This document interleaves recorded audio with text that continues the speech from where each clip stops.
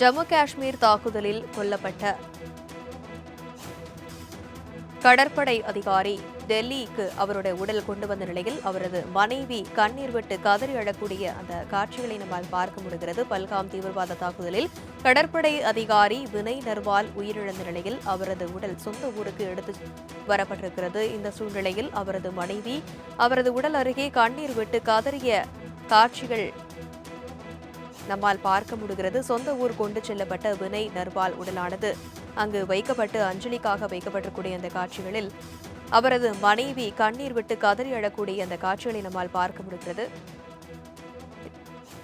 இது பற்றிய மேலும் விவரங்களை எமது சிறப்பு செய்தியாளர் ஜீவபாரதி விவரிக்க கேட்கலாம். வணக்கம் ஜீவபாரதி. கடற்படை அதிகாரியின் உடலானது அவரது சொந்த ஊருக்கு எடுத்து வரப்பட்டிருக்கிறது. அவரது நல்லடக்கமானது எப்போ செய்யப்பட இருக்கிறது? அது குறித்தான விவர விதவி கிடைத்திருக்கிறதா?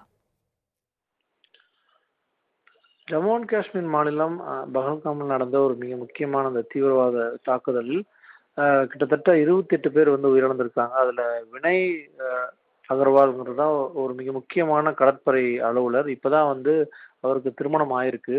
திருமணம் முடிந்த கையோடு அவர் சுற்றுலா சென்றிருக்கிறார். சுற்றுலா சென்ற இடத்தில் இத்தகைய ஒரு துயரமான ஒரு சம்பவமானது நடைபெற்றிருக்கிறது.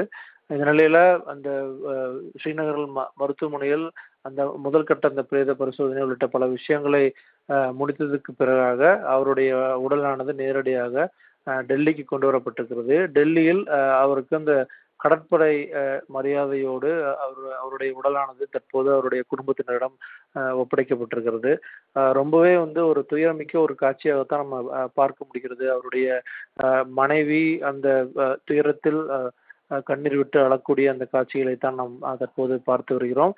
இந்த முதற்கட்டமாக இந்த மரியாதையெல்லாம் செலுத்தப்பட்டதுக்கு பிறகாக அடுத்தது அந்த உடலானது குடும்பத்தினரிடம் ஒப்படைக்கப்பட்டு நேரடியாக ஹரியானா மாநிலத்திற்கு அவர் சொந்த ஊருக்கு எடுத்து செல்லப்பட்டு அங்கு இறுதி மரியாதையானது நாளைய தினம் நடைபெறும் அப்படிங்கிறதான் தற்போது வரைக்கும் வந்திருக்கக்கூடிய ஒரு தகவலா இருக்கிறது. மற்ற உடல்கள் அனைத்துமே அந்தந்த உறவினர்களிடம் ஒப்படைக்கப்பட்டு அந்தந்த அவர்களுடைய அந்த சொந்த ஊருக்கு எடுத்து செல்லக்கூடிய அந்த நிகழ்வுகள் தொடர்ச்சியாக நடைபெற்று வருகிறது.